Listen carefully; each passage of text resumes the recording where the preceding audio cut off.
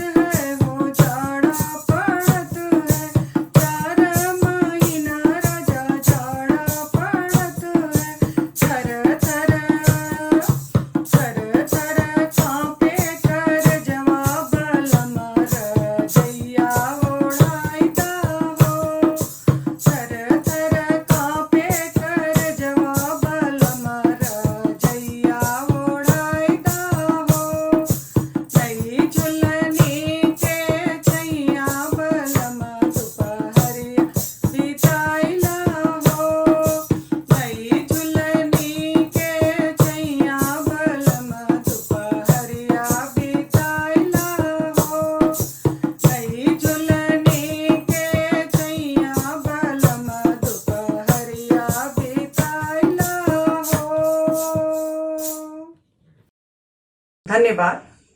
आप सबके कहरवा कैसा लगल? अगर अच्छा आप सबके लगल तो आप लोग अपने दोस्तन में जरूर शेयर करल जाई। धन्यवाद।